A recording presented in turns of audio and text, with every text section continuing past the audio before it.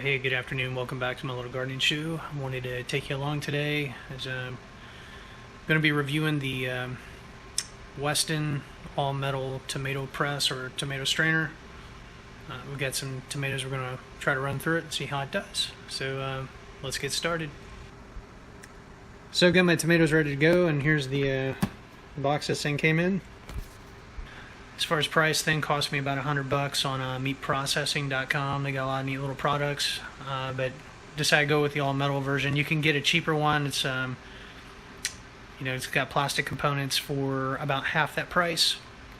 I mean, there's still elements of this that are plastic, but all in all, I think this is going to last us a really long time. So we'll go ahead and open the box and see what's in there. All right, so when you open the box, everything's kind of neatly packaged, but you get your all metal funnel there. You get the base where everything kind of happens and attaches to. It's kind of neat. It's got a little suction cup where when you throw this down, it will give it a little more stability. And then this is the mounting bracket that slides in the bottom there and then goes underneath your table to hold it in place. You get the handle, of course, that will go in once you have your other pieces in place. This is the actual auger mechanism. As far as assembly, it's pretty straightforward. This piece, the round part, goes into the plastic bushing there. The squared off portion then attaches to this, and it's all spring loaded. This thing, because actually what we'll probably do is go ahead and put it together after we go over the parts here. So we've got the wooden plunger. That's pretty nice. This is kind of a rubber seal to make sure you don't have juice leaking out there. It comes with the tomato screen, and you can get another kit that's got I think 3 or 4 different additional screens depending on what you're trying to mill or strain out. This one will do like tomatoes, probably apples, things like that, cooked apples anyway. You've got your little catchment tray that attaches on. There's a little shield that goes over it, and all of this wraps around the screen there, and then this little latch pulls up and snaps over the groove that holds it all in place. Keeps things kind of clean.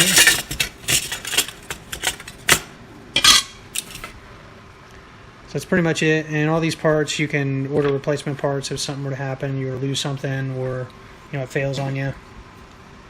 There's also a little extension to the screen that you put on, so that as you're milling things out, the pulp will run through into a separate bowl. So overall, pretty easy to put together. Looks like we got a little corrosion there I need to wash off. Where's that tomato stuff? I thought I dried that off pretty good, but I guess not. So I might have to wash that off before we get started. I don't want to contaminate the tomatoes. Alright, we're going to go ahead and assemble this thing real quick. Try to anyway. Here's our base. Spring goes over here. Now that I've cleaned these parts, again, the round piece is going to go into your bushing, and will come out on the other side, and that's so that the handle can attach. Next, we're going to put our auger, match that up to that, and it's spring loaded. So now what we got to do is come over with the screen. And there's instructions on this, but there's two grooves here, one on each side, and there's grooves on this as well, so you want to line those up.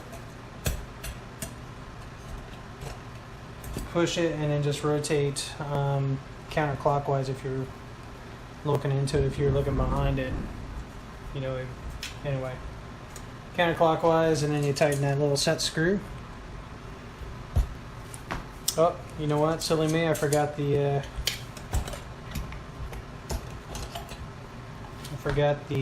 rubber gasket. We don't want to forget that.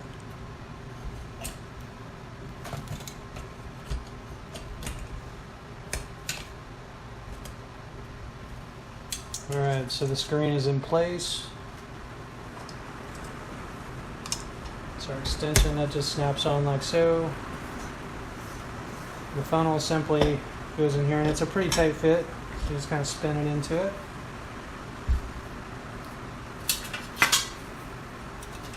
As far as our Looks like it's raining.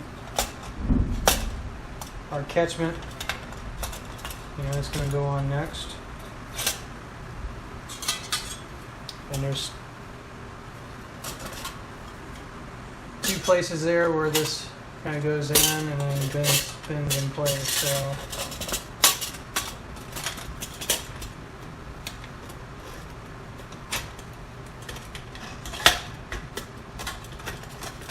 it's a little tricky. But basically it lines up with that screw there, and then this kind of goes over it. And there you go. So it's pretty well assembled. A couple of last things here. We got our, whoa, man, it's really storming. We got our handle.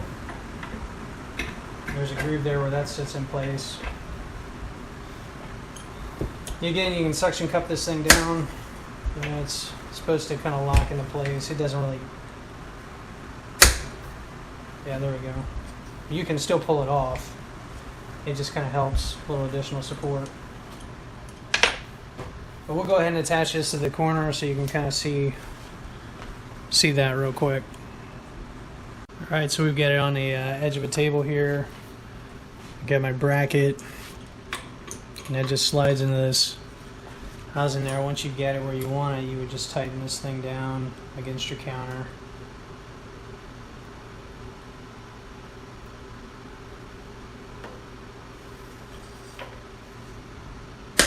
You want to lock down that suction. Again, not that it does a whole lot, but so anyway, that is it's all set up and ready to go. We'll try running some tomatoes through it so you can see that. You're not supposed to run this dry. You can run the mechanism. I guess the actual liquid from whatever you're running through here keeps it lubricated, so that you don't tear it up. Alright, I adjusted this a little bit so I could get a bowl in here just to show you how this thing works. I've got another bowl there to catch the scraps.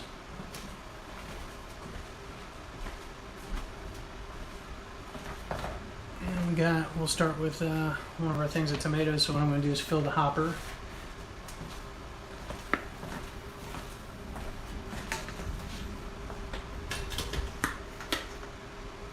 And it can hold quite a bit. So that's pretty much the whole bowl of tomatoes there. And it shows you on the side what direction you're supposed to go in, but what I'm going to do is just get behind this thing and start cranking and use my plunger to start pushing tomatoes down into the neck of this thing.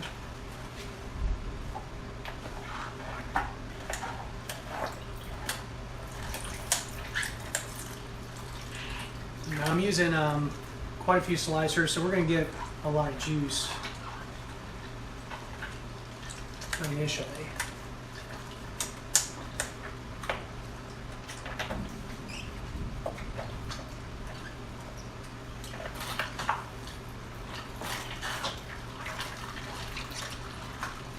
It's pretty easy to operate. I mean, I'm not putting a lot of pressure on this handle to get it around.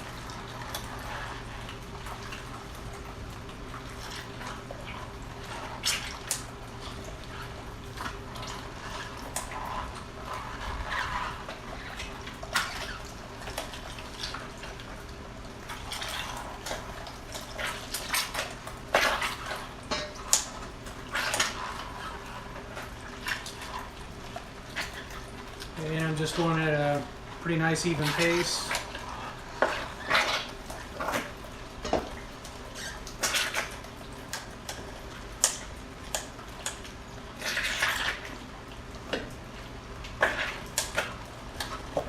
There's probably about 50 pounds of tomatoes I've got to do.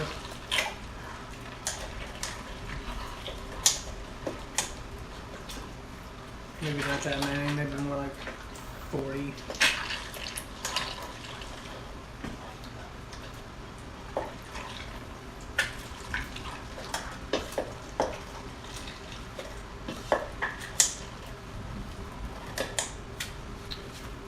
Okay, so I reached the end of that batch. Let's just take you out so you can see up close. but it did a great job extracting the pulp and the juice there. Now we could run these through again if we want, and we might, just to see if there's anything else left in there to squeeze out. And what I'll do is once this is, I'll scrape this down. We'll put this into a larger container. I've got a stoneware pot, and we'll keep going. And literally, should be able to work through this in a pretty decent time. So the net result is we got 15 pints of pretty yummy sauce. Took a couple days to get it all, processed to where we wanted it to be, but the tomato strainer did a great job of getting it to the point where I could cook it down and season it with salt, and then we canned the sauce today. So another 15 pints to the stockpile. Worked out pretty well. So again, going forward, having that tool is just going to make things a lot easier when it comes time to process tomatoes, at least in the sauce. So, guess that's it for now. Until next time, happy gardening. Bye.